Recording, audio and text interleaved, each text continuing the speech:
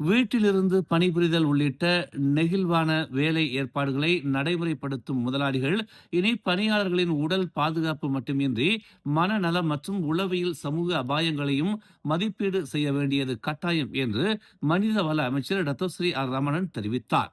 இந்த நிபந்தனை தொழில்துறை பாதுகாப்பு மற்றும் சுகாதாரத்துறை உருவாக்கிய நெகிழ்வான வேலை ஏற்பாடுகளுக்கான தொழில் பாதுகாப்பு மற்றும் சுகாதார வழிகாட்டி 2026 ஆவணத்தில் இடம்பெற்றுள்ளதாகவும் பல துறைகளில் நெகிழ்வான வேலை முறை விரிவடைந்து வரும் சூழலில் இது அறிமுகப்படுத்தப்பட்டுள்ளதாகவும் அவர் கூறினார்.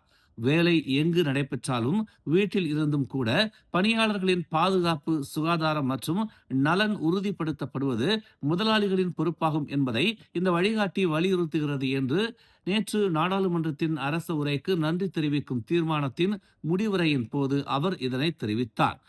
வீட்டில் இருந்து வேலை செய்வது அல்லது கட்டமாக பிரிக்கப்பட்ட வேலை நேரம் போன்ற நெகிழ்வான ஏற்பாடுகள் துறையின் பொருத்தம், பணியின் தன்மை மற்றும் முதலாளி பணியாளர் இருதரப்பு ஒப்பந்தத்தின் அடிப்படையிலேயே அமைய வேண்டும் என்று அவர் கூறினார்.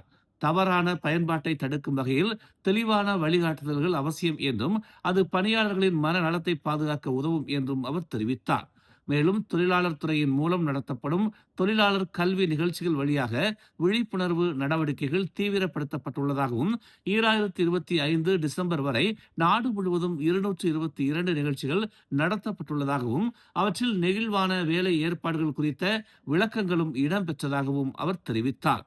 டேலண்ட் காப் அமைப்பின் FWA அட் ஒர்க் பிளேஸ் முயற்சி கருவி பெட்டிகள், பயிலரங்குகள் மற்றும் ஆலோசனைகள் மூலம் நிறுவனங்களுக்கு நெகிழ்வான வேலை முறையை திட்டமிட்ட வகையில் செயல்படுத்த உதவியதாகவும் 2025 ஆண்டில் சுமார் 4,74,400 பணியாளர்கள் இதனால் பயன்பெற்றதாகவும் ரமணன் கூறினார்.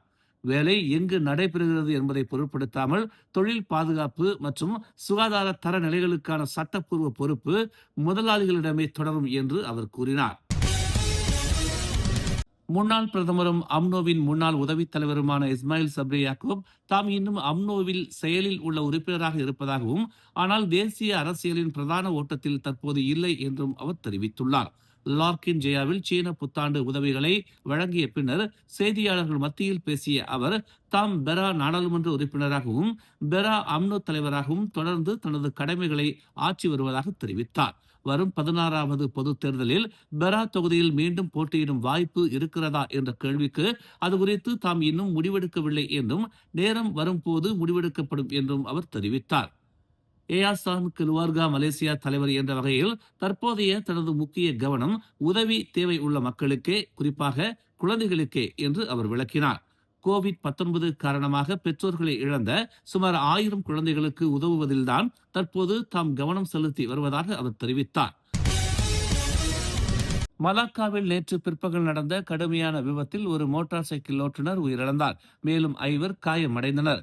பாடாங் ஜம்பு போக்குவரத்து சிக்னல் சந்திப்பில் மதியம் 2 மணி அளவில் இந்த விபத்து நிகழ்ந்ததாக மலாக்கா தெங்கா மாவட்ட காவல்துறை தலைவர் கிறிஸ்டோபர் பாட்டிட் தெரிவித்தார். மலாக்கா நகர மையத்திலிருந்து புக்கிட் பெருவாங் நோக்கி சென்ற புரோடுவா மைவி காரை ஓட்டிய 35 வயது நபர் திடீரென சிறு தூக்கம் ஏற்பட்டதன் காரணமாக கட்டுப்பாட்டை இழந்ததாக ஆரம்ப கட்ட விசாரணையில் தெரிய வந்துள்ளது. கார் எதிர்திசை பாதைக்கு சென்று 3 மோட்டார் சைக்கிள்கள் மற்றும் 3 கார்களுடன் மோதியதாக கூறப்படுகிறது. இந்த விபத்தில் ஹோண்டா EX5 மோட்டார் சைக்கிளை ஓட்டிச் சென்ற ஷாரோல் அனுவார் ரோபி எனும் 44 வயது நபர் தலை மற்றும் உடலில் ஏற்பட்ட கடுமையான காயங்களால் சம்பவ இடத்திலேயே உயிரிழந்தார்.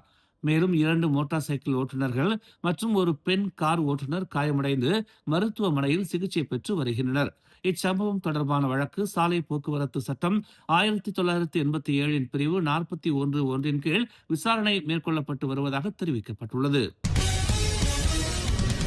ஈப்போவில் நேற்று பிற்பகல் நடந்த சாலை விபத்தில் 3 வயது சிறுமி உயிரிழந்த சம்பவம் பெரும் சோகத்தை ஏற்படுத்தியுள்ளது. ஈப்போ லுமுட் சாலையில் புஞ்சாங் ஜலாப்பாங் அருகே நேற்று பிற்பகல் 3:35 மணி அளவில் இந்த விபத்து நிகழ்ந்ததாக மாவட்ட காவல்துறை தலைவர் உதவி ஆணையர் அபாங் ஜைனா லபீடின் அபாங் அமாட் தெரிவித்தார். இந்த விபத்தில் ஹோண்டா சிவிக் காவல் வாகனமும் புரோடுவா கெலிசா காரும் எதிர் திசைகளில் பயணித்த போது மோதிக்கொண்டதாக கூறப்படுகிறது. ஆரம்பகட்ட விசாரணையில் ஜெலாப்பாங் பகுதியில் இருந்து லூமுட் நோக்கி சென்ற புரோடுவா கெலிசா கார் திடீரென கட்டுப்பாட்டை இழந்து எதிர்திசை பாதைக்கு சென்று காவல் வாகனத்தின் மீது மோதியதாக கண்டறியப்பட்டுள்ளது. இதில் காவல்துறை வாகனத்தை ஓட்டிய போலீஸ் அதிகாரிக்கு இரு கால்களிலும் காயம் ஏற்பட்டுள்ளதுடன் அவருடன் பயணித்த மற்றொரு போலீஸ் அதிகாரிக்கு இடது தோள்பட்டை எலும்பு முறிவு மற்றும் வலது கண் இமை பகுதியில் காயம் ஏற்பட்டது. புரோடுவா கலிசா காரை ஓட்டிய 34 வயது பெண்ணுக்கு முகத்தில் காயம் ஏற்பட்டுள்ள நிலையில் அவருடன் பயணித்த 3 வயது மகள் கடுமையாக காயமடைந்து ராஜா பெர் மைசூரி பைனூர் மருத்துவமனையில் அவசரமாக கொண்டு செல்லப்பட்டார். எனினும் சிகிச்சை பலன் இன்றி அந்த சிறுமி மாலை 4:32 மணி அளவில் உயிரிழந்ததாக காவல்துறை தெரிவித்துள்ளது. இதுகுறித்து விசாரணை நடைபெற்று வருவதாக தெரிவிக்கப்பட்டுள்ளது. சபா தம்புடான் கம்போங் பத்தாவ் பகுதியில் நேற்று அதிகாலை ஏற்பட்ட தீ விபத்தில் 6 வயது சிறுமி தீயில் கருகி உயிரிழந்த நிலையில் கண்டெடுக்கப்பட்டார். இந்த விபத்தில் 2 வீடுகள் முற்றிலும் தீக்கிரையாகின.